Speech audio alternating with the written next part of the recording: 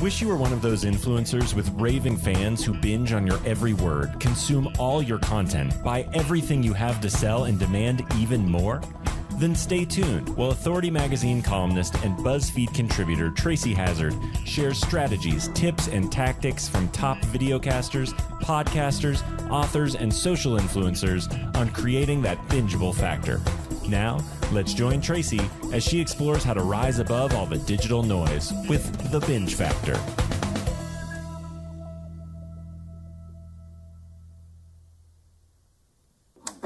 Hey everyone, welcome back to the Binge Factor. I'm Tracy Hazard, and I have got a little bit of a repeat in terms of bringing a show back. But I am bringing a show back that we recorded an interview in December of 2019. And so, as you know, the world is pretty different now, but this podcast has been going on since 2016. So it's also been going on for quite some time, and it's got some continuity and learnings to it. But not just that, I interviewed Christy Wallace of the Ellevate Podcast back in 2019. And now I've got Maricella Herrera Avila, and she's coming on, and she's taken over the helm of the Ellevate Network, and she's now running the Conversations with Women Changing the Face of Business. And that is the new Ellevate Podcast sort of model and title. And she's taken this over, but she was involved in the podcast from the beginning. So there's a lot of continuity there. So let me do a little bit of an intro to Maricella so you can get to know her. And we will link back to the original interview with Christy Wallace so that you can see the differences between where their show was and where their show is today. So Maricella is the CEO of Ellevate Network, the largest community for women plus at work focused on creating a culture of equity and inclusion in business. She oversees overall business operations, growth, and strategy, and works closely with Ellevate's chapter leaders, business partners, and champions to further Ellevate's impact. As a strategy executive with 15 years of experience building and scaling teams, brands, and businesses, Maricella has led the creation of impactful programming such as the annual Mobilize Women Summit, which reaches thousands of professionals across the globe and is supported by some of the world's leading companies. She is the host of the Ellevate Podcast, Conversations with Women Changing the Face of Business. And through her 10-year career at Ellevate Network, she has managed the business through an acquisition, a rebrand, and a full operational workforce transformation.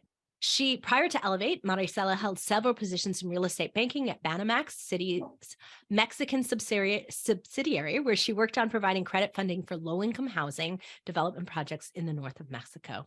She received a BA in financial management and an MBA from Columbia Business School. Maricella is just off the chart with energy. You're going to love the way they run the show and love this model of how they shifted their show hosts over time, which really is kind of an interesting model too, because some of you might sell your podcast and need to transition your show, or you might be in the business where you can't run this anymore. Your job has changed and you need to bring somebody else in. And following a model like they did with the Ellevate Podcast is going to be a great model for you. So listen in while we hear all about how the Ellevate Podcast has changed. Maricella, so glad to have you here and so glad to be talking about the Ellevate Podcast and how it's shifted over time, and really happy to see that your podcast has made it to so many episodes. So as we record this, you're well over 345 episodes, I think.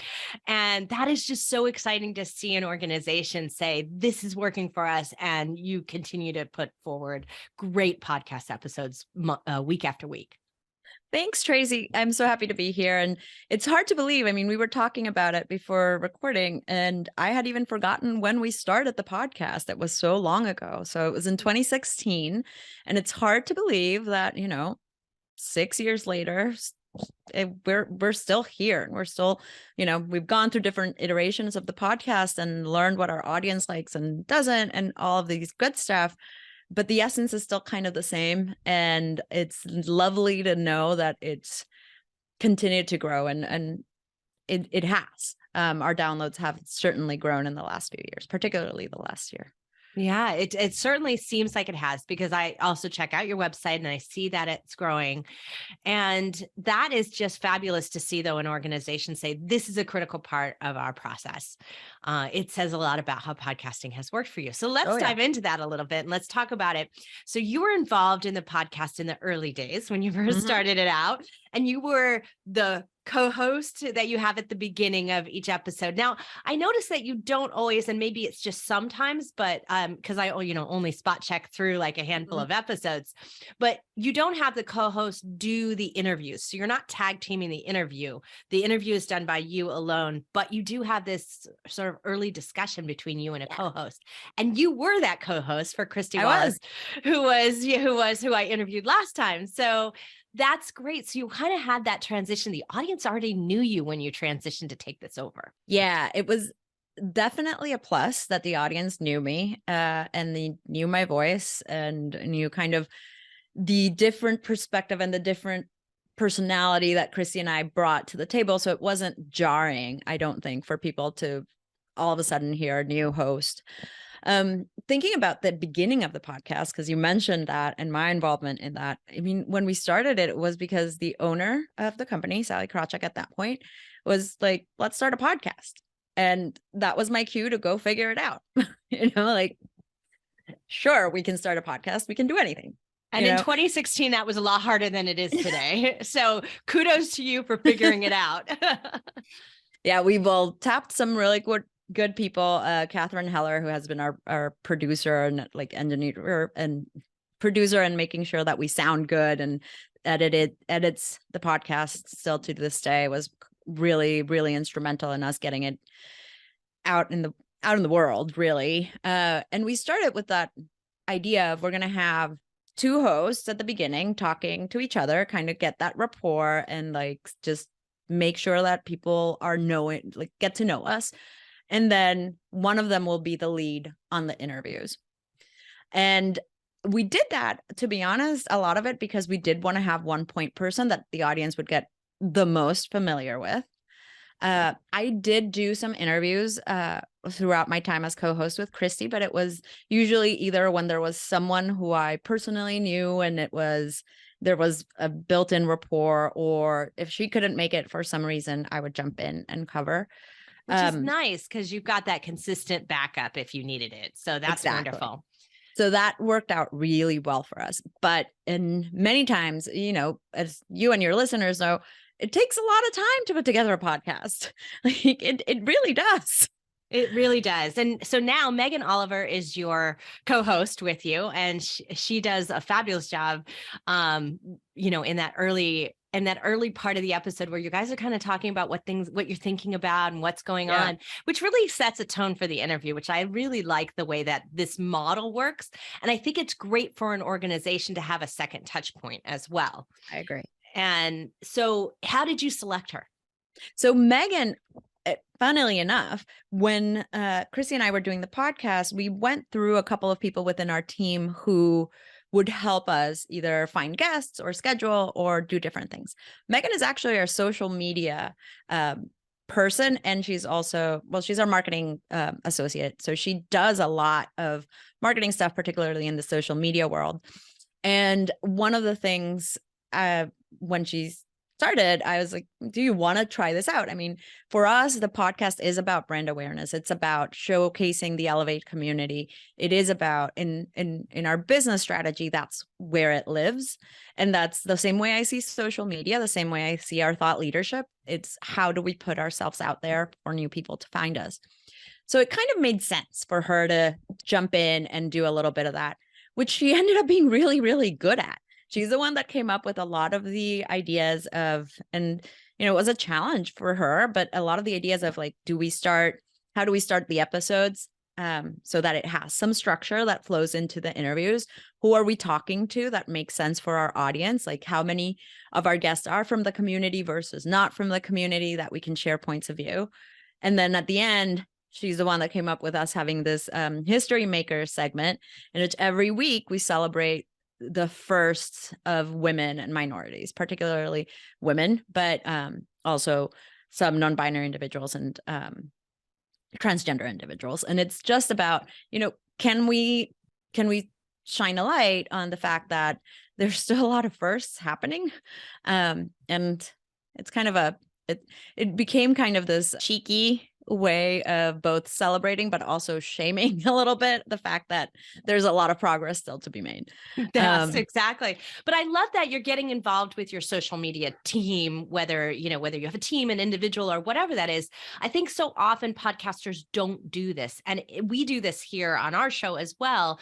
And right now at this point, we're making some choices of what we're going to do in 2023 that's a little bit different than we've done in past years. So there's always this overlap that happens because typically I've recorded out till February or March of the new year. So there'll be this transition period, and then it sort of starts March of every year and moves into the next year, same timing. But this rethinking of it, how can I tie it in my social media strategy? How can I have good shout outs? How can I have good features that regularly appear on social media that get good engagement? And if you don't start having that conversation, then you can't structure the show. And it's kind of like they have to pull things out of your show instead of having the show just naturally do it for them. Exactly. Yeah. That's kind of where we were at. Megan was, as part of social, going through a lot of the podcast stuff to pull out and understand what we're talking about and how to promote it. She sends assets to all of our guests. She does all these things. So to me, it's just, again, it's anything where you're speaking externally to an audience that doesn't know you, or you want to reach broader audience. It needs to be tied together in a way so that it makes sense strategically what you're doing. And we've seen it work really well. This is one of the reasons why I think our downloads really improved since Megan took over, because she was so invested in the podcast too. Then the promotion of it was second nature. It was just so easy for her to know, these are the important parts. These are the things that we should highlight. And it just flows naturally. That's really interesting and great concept. And I like the idea of that. Also, I think that it's great that it feels sometimes like when you do a introduction to an episode, it feels like all bio or all like lecture, like you're lecturing about a topic because you're alone. So having that co-host and having it be more conversational, I think fits, of course, the name of your show as well as the style of your show. So I think this really fits you. It's a great choice. And I think it's serving your podcast really well. It's really the binge factor for you. And so I'm going to highlight that right now. And the binge factor for you is that you say you're going to have a conversation and you do. Yay. You have a conversation about a topic at the beginning or about what's going on sort of in the ecosystem and in the atmosphere and in the environment and socially what's happening. And you have then a conversation that follows that with your guest. And they have a really great follow through for your audience that I think says, I'm going to come back for more. And that's why I binge on your show. Love it. Yeah. We try to really make the whole show be a conversation. Like you said, it's important, Megan and I work together so closely, and Christy and I worked together so closely for so many years that it was natural for us to just chat. I think with what happened with the change in host when Christy left, and it's funny, you were mentioning how you tape until March.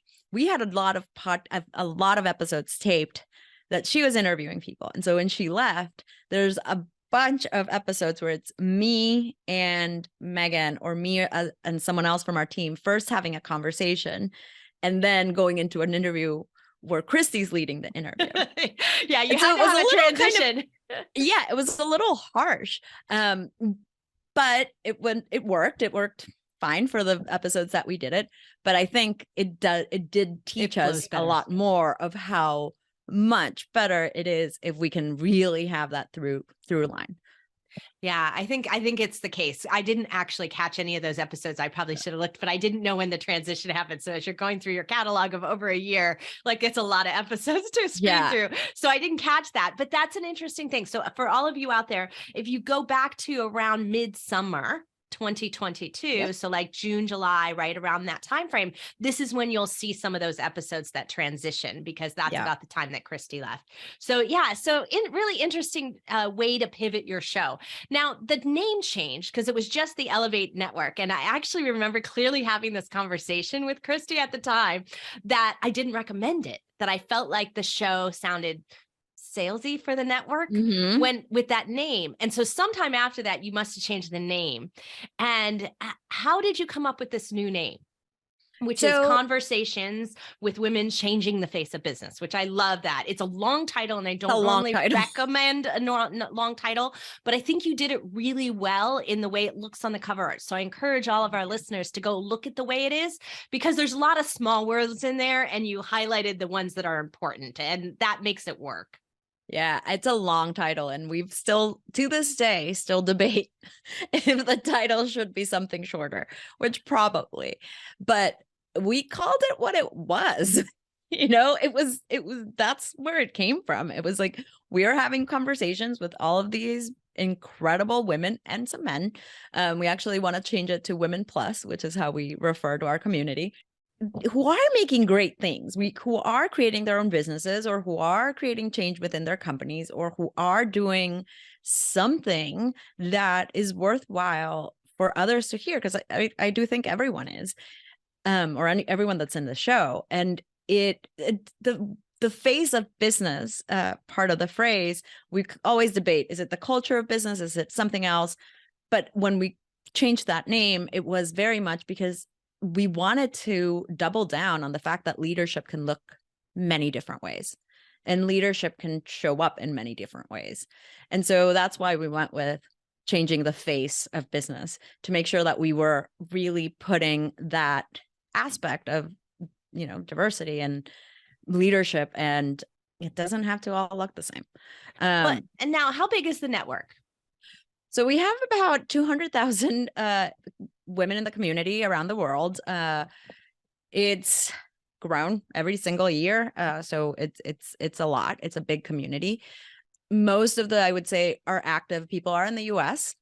So that was, if you notice, we do talk in the podcast with people from different places, but it is a lot of the people who are focused on the US market, because that's our biggest audience within the community. And so with a community that big, so you have the issues of serving that community as a primary importance, because they're going to be your best listeners, and they're going to recommend people to listen, right? Mm-hmm. So they're going to share your show. So that's going to have to be your primary direction in this. So I kind of want to touch on this, which you mentioned earlier, and let's hit into our three things while we touch on this, which is that guests, the listeners, and the return on investment. Mm-hmm. But let's talk about it from the viewpoint of building a community the way that you have in it, and serving a network. So you mentioned that you and Megan are looking for guests that are a mix between from within your community and from externally. Why is it that you have that mix going on? We've gone through many iterations. There was a period in time with a lot of the guests were all the guests were only people within our community. There were other times where most guests were outside of the community. The reason we kind of ended up being with a mix is because if we go out to a community so large, you usually hear back from the people that you hear back from wanting to be part of this are kind of the same in many ways.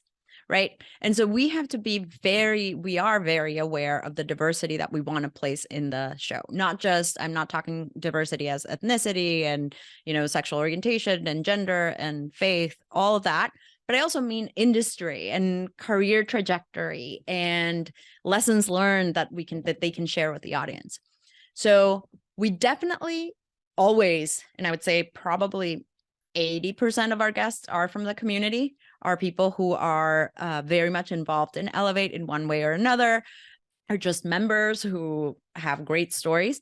But we also, like I said, try to bring in men, try to bring in people who don't necessarily identify as women, or who have expertise in particular areas where we can't necessarily find them within our community.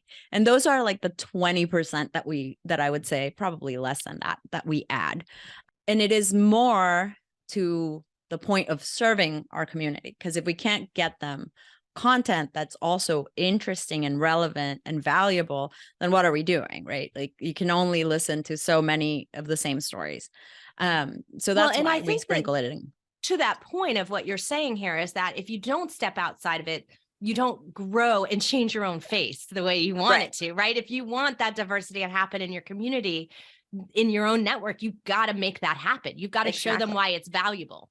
Exactly. And I think, the guests that we have, a lot of them, the stories that are the most powerful are the ones that come from a very different perspective, because we hear a lot about, success, but then when we talk about failure, it can be the most important, or eye-opening discussion and conversation that we might have.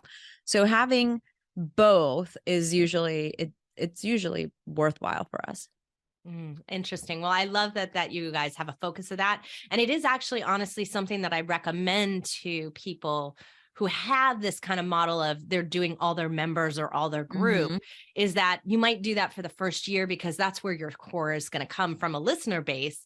But as you try to start growing that beyond your initial startup of the listener base, you have to also expand. So let's talk about listener growth, because you want your listener growth to align with your network growth, right? Exactly. So you want both. So how are you going to outreach and bring the podcast to a broader community? How do you grow your listener base? It's a great question. We talked a little bit about social media, so I'm not going to go into that, but that's a big strategy for us, which is having the podcast be part of our social media strategy, which is showcasing to other people. Definitely, we grow a lot by word of mouth, but that's also the nature of the network. Ellevate itself has grown in the last 20 years that it existed from word of mouth, because people get familiar with the community, they like it, they feel comfortable, they tell their friends.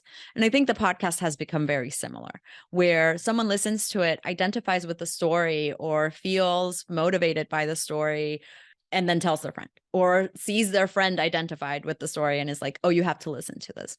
We've grown a lot through that. We've also done a lot through cross promotion. So, having a guest on a podcast and then me or Christy were on their podcast and do a little bit of cross promotion within that. That's been helpful.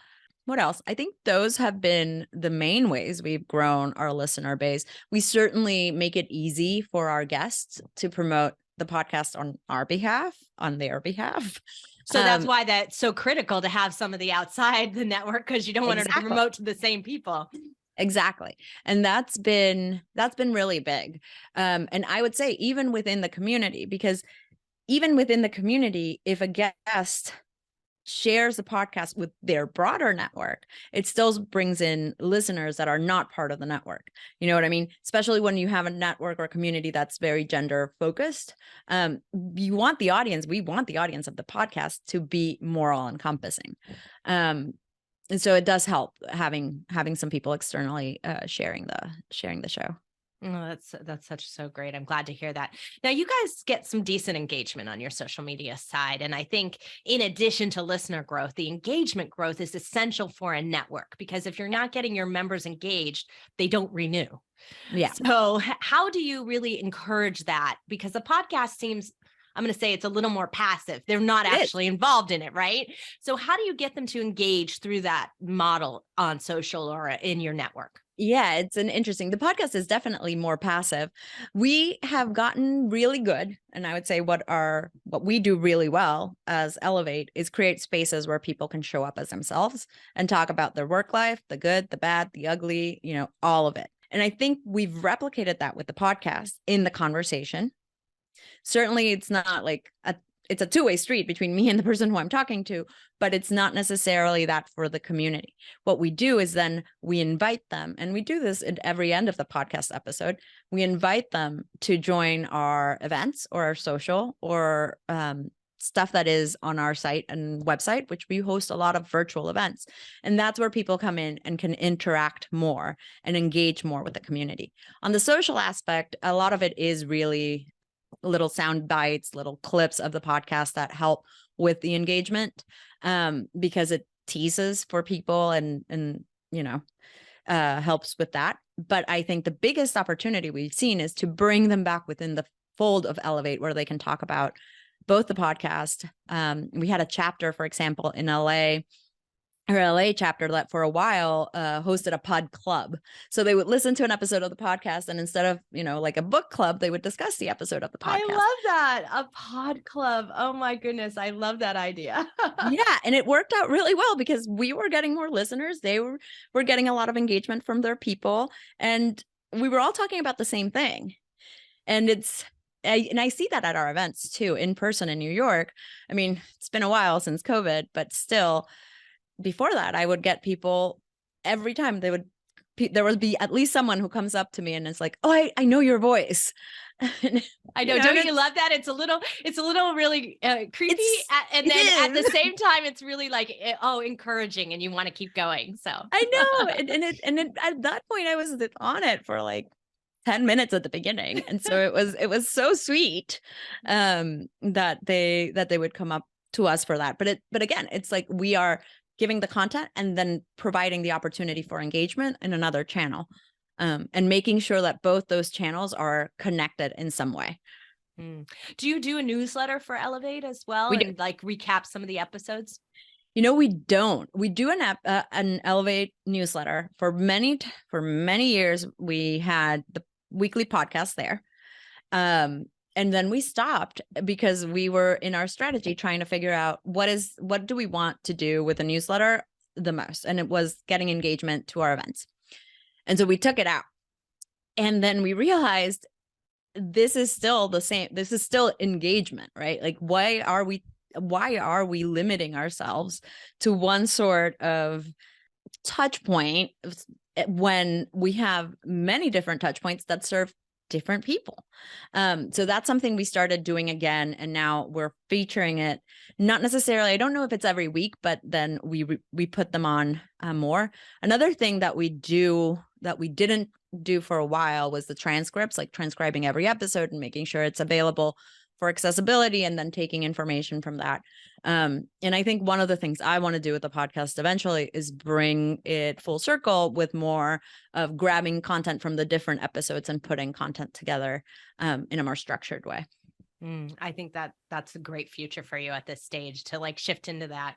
Let's talk a little bit about return on investment. So monetization, when we think about that from the podcast, in a large network, an organization, retention is really important. And I do think that it's a sorely undermeasured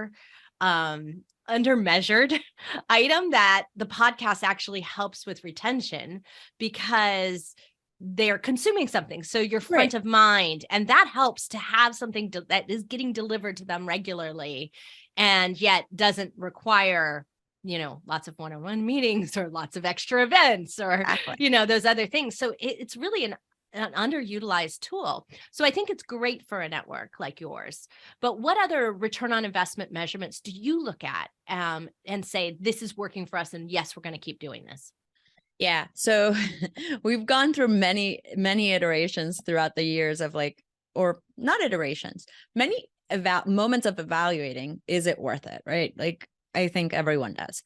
At the beginning, it was all about, are we getting new people into the community? Well, at the beginning, it was actually just about downloads. It was actually just about, is our community listening to it? Right. Yeah. Are they consuming it? With people, especially with like you said, the first audience was the one that we already had. So are they consuming it? Then we started with, are we getting new people? Which is really hard to measure in terms of, who actually is coming from the podcast. So we shifted to a lot more on just engagement with the podcast metrics and anecdotal feedback, which I know is not like statistically significant, but like I said, we do keep kind of an eye out for people who do come to things and mention the podcast. And we have a lot of that. I can say probably every week I hear about one or two people at least who are like, oh, I hear the podcast, or I learned about Ellevate from the podcast. And so honestly, that might be something you could measure. Probably. Like, does your enrollment team, I don't know what you call it. Some people call it a sales team. Some people call it an enrollment team, but does that team have less conversations to close someone into the network because of the podcast? We hear that a lot. Question. that it That's a used good to be question. 3 calls and now it's 1. And, Yeah. things like that can happen and can be a measurement, but it's really hard. You're right. It's really hard to have a more direct line, but Yeah. it does have a residual effect on shortening timelines and creating long, has your number of months people stay subscribed increased. Like there Yeah. are some measurements that some organizations have the ability to take a look at. Yeah. And we have to get better about that. I would say we see it. I see it in 2 ways, right? One is our direct, because we have 2 business lines. We have a direct to consumer business side and an enterprise. Sorry about that. We have a direct to consumer business and an enterprise business side. When I'm talking about new people coming in and people who listen to the podcast and grow the network, we're usually talking about the consumer side. And that's the one I'm like, that's pretty difficult to measure. Our enterprise side, actually, the podcast has been extremely helpful in closing deals, which is what you're saying, which is when, yes, they, instead of having to talk 10 times, they've consumed the podcast, they know kind of what it is, and then it's easier to understand the whole ecosystem of Ellevate. It also helps. Let's reveal that, because I want to make sure anyone who's sitting back going like, what is their enterprise model? Is that an interesting model for a network? What's the enterprise size look like for you? Yeah. So we work with companies in different ways. The primary ones are they're sponsors of our events or our podcast, actually. And I'm not talking about the traditional ad model of sponsorship and monetization for the podcast. We can talk more about that. It's usually we get exclusive sponsors because of the audience that we have. Because we have such a specific audience, it's much easier to be able to have these conversations with our current existing partners or with partners that come to us. Then another thing is companies use us as their external arm for a lot of their ERGs, particularly their women's group. So they come and buy memberships into the community for the women in their company, and giving them access to this external network where they can learn from other people, find advice, find clients, find, just a shoulder to cry on almost, and make sure that they're learning and bringing that. It's part of leadership development within their companies. Right. And for those of you with small enough businesses, it's an employee resource group, right? So it might be something that you have as an external part of your trainings, or you provide as a resource to support your staff. And so it depends on the size of your company, whether or not you actually have a kind of coined phrase for it or not. But yeah, sorry about that. I'm so used to saying it. It's the employee resource group. It makes sense in the enterprise situation that you would, that it would be the catchphrase. So I would say those are our 2 main ways of working with companies. And when I said sponsorship, that encompasses a lot of things. We do a yearly summit every June. And so they sponsor that, or they sponsor, like I said, the podcast, or they sponsor an event, or different things, where a lot of it is they want to align their brand with ours. That's been very helpful with the podcast, because we've seen a lot of interest, like I was saying, from companies who have a very specific target audience in mind and want to get in front of them. Some of them are actually education institutions. And it makes sense, right? Like this is the type of people that they want to get into when they are looking for people to go into their executive education programs. And the other thing that it helps when I'm saying the podcast helps with enterprise is the fact that a lot of companies are looking for ways to have their leaders showcased and build their brand. And so when we're talking to a company, if we can say, as part of this, you can be on the podcast, and you can have, as part of this, the people in our community, including your employees, can be part of the podcast. There's an aspect of, we are not just helping our employees build relationships, we're also helping them build their brand. And we're also uplifting the brand of the company by having these people on the podcast. So that's been helpful too. And interesting. So you've got like so many models of business in the way that you run. And a lot of this does dovetail really nicely to the way that you can utilize the podcast to both serve them and create revenue opportunities as well. Yep. That's what we've seen. And it's funny, for a small business, we have a very complicated business model. And I don't know if it's because we've been around for so long or what, but it can get really, really crazy. And one of the things we really try to do is to put things together so that everything we're doing has a rhyme or a reason and can support some other aspect of our business. So the podcast, as a portion of Ellevate, supports everything else that we are doing, and everything else that we're doing supports the podcast. It kind of becomes circular. So one of the things that I heard on one of the episodes, which honestly, I have to say, it surprised me from the fact that you're a membership group in a community. And because you have business alignments as well as individual alignments. So it surprised me. But at the same time, I was really glad to hear it, because I think that it's a reason to join your community as well. Yeah. And that was that when the Roe v. Wade ruling came down, you actually made a kind of preamble, if I can say it. So you must have tacked it on and recorded it and then added it onto the episodes as it was airing, and made a commentary about it. And I think in a way you took a position. Mm-hmm. And did you go back to your organization and say, we're going to make this position, or did you make that decision, as the CEO here? I always talk about it with our team, but in this case specifically with Roe v. Wade and the Dobbs decision, there wasn't anywhere else to go. It was the right thing to do. And it was a risk. And I would say this is one of the things that both in the podcast and through Ellevate, you probably will see is changing and has changed in the last few months. I'm pretty outspoken, and I kind of just bring that and do it. And not everyone liked it. And we are a huge community. So like I said, we have different opinions. And we had an event with Planned Parenthood where I was talking to their head of their chief equity officer. And I mentioned it there. When the Dobbs decision came out, besides the podcast, the first thing was I put out a statement, talking about it and why it's important and what are the things that you can do to help. But particularly because the way I see it, it's just as much as an economic and career progression issue for women and for people with uterus as it is equal pay, right?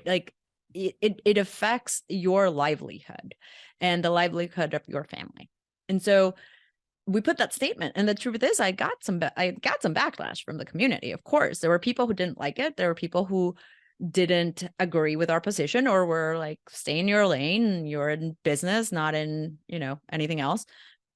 To which I argue again, I think it's anything we are in whatever affects women, right? We are in how do we support women, and especially when it's an economic and financial situation.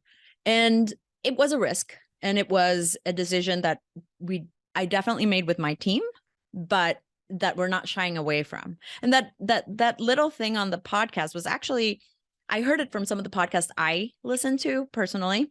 So, and I heard it and I was like, wow, this is great. And then I started looking into responses for Roe v. Wade, and I realized that it was, I can't remember their name, but a group of podcasters started doing that, and they put it out there, and there was a whole list of podcasts. They put out the statement, they put out the wording that podcasts should use, both if you were a US based one, if you're an international podcast. And it was one of the first times where I kind of was like, look, let's join this bandwagon of other podcasters that are doing this thing that I think is important, that I think aligns with our values. And yes, we might get some backlash, but let's support this movement. So that's where that came from.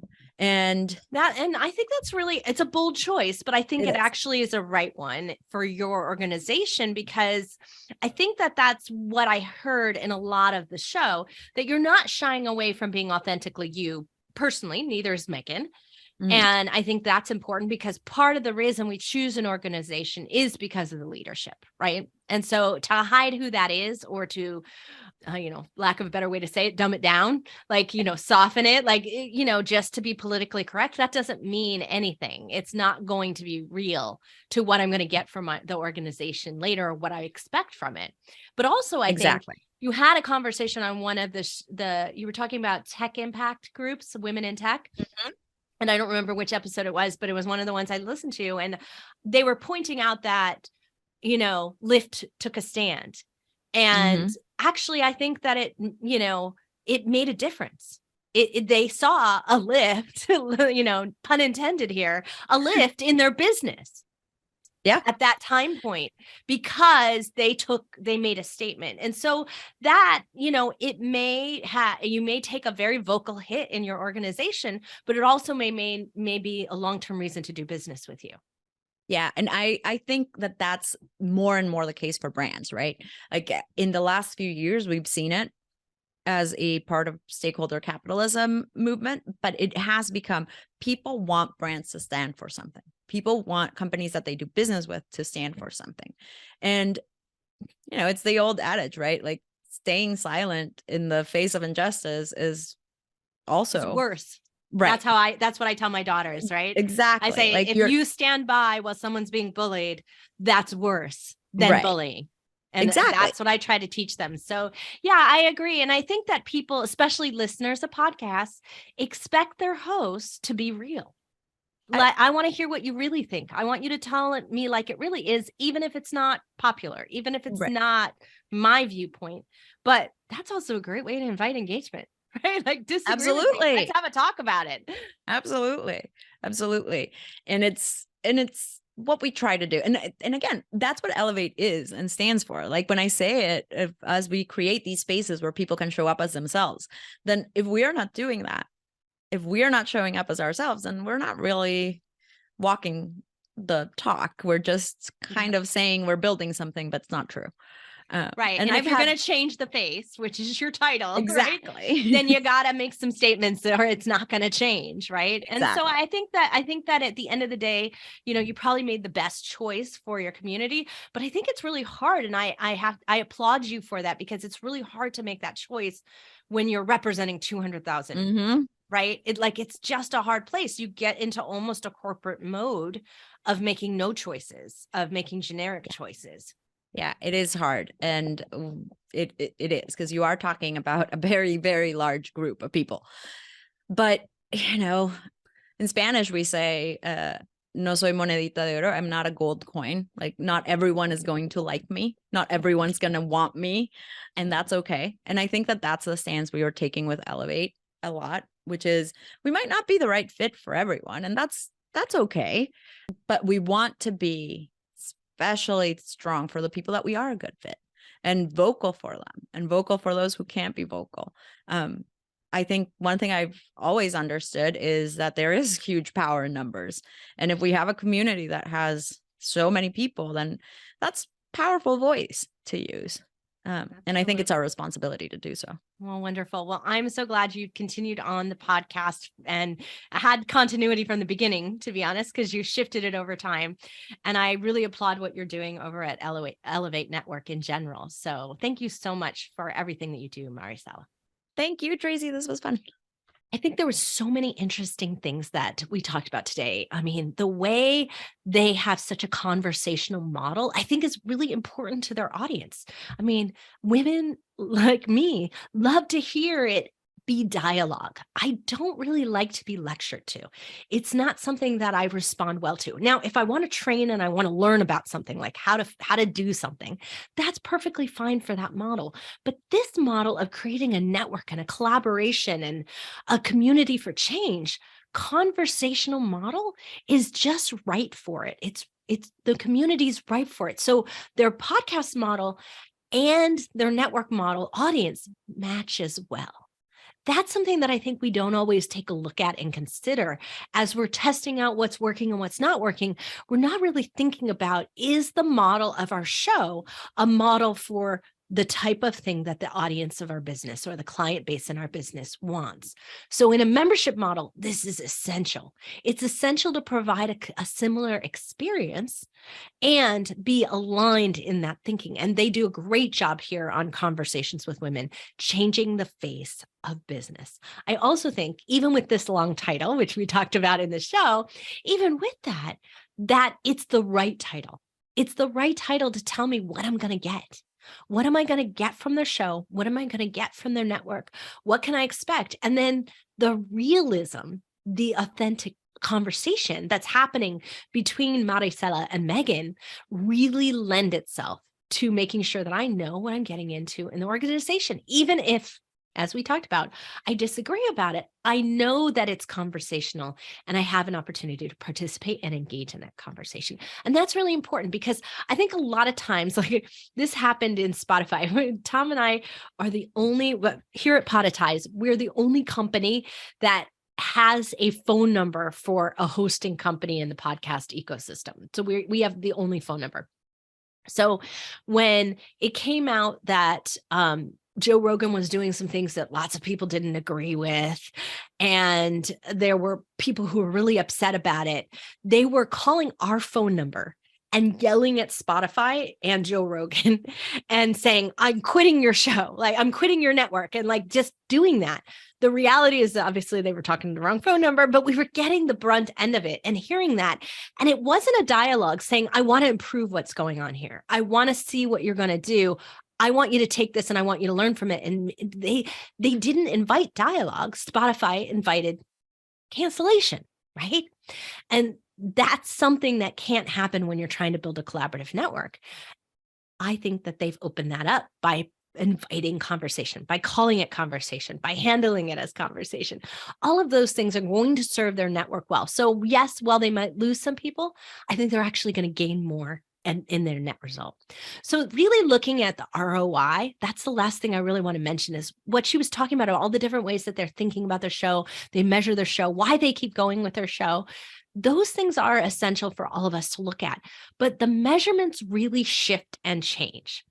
And Tom and I did an episode of the Feed Your Brand that we do because we do a weekly coaching call for anyone who wants to listen. You can join us live on Facebook, live on LinkedIn, live on Twitter, and listen to us every Wednesday at noon Pacific time. We come in with a topic. And the week before, this last week's topic that we came in with, before I recorded this episode. And so it will air in time for it to be linked here and for you to hear that. But we were talking about our yearly measurements, the return on investment and how we decide. And the essence of it is that I have 3 measurements that I look at each year, and they're different every year. As we go into the podcast, as the podcast is at a different stage, after I surpass 100 episodes, I look at the podcast differently than I do prior to that. And so those 3 measurements and the model by which we measure is something that I think you might want to think about and adopt. And then where you look at that measurement, if you're at that stage of business that Maricella and the Ellevate podcast is, you might want to look at it at a very different stage and a very different set of measurements than you would if you just started out and you're within your first 25 episodes. So I'm going to link that episode in the blog post at thebingefactor.com. And that way you can see also maybe some ideas for how you can take what Maricella was suggesting and find the right measurement for you. So hopefully this was an incredibly helpful episode to you, gets you motivated and moving on your podcast so you can keep going and make well over 300 episodes and create a dynamic network as well. So thank you everyone for being here. And thank you for being, I'm going to say, binge factor engaged, because I'm hearing from you all the time and you're telling me what kind of shows you want to hear from. So if you're not participating in that, make sure you find us somewhere on social media, go to the website and reach out to us and tell me what you want to hear this year, because I will find it for you. I will find the right podcaster to interview and I'll bring it back to you next week here on the Binge Factor.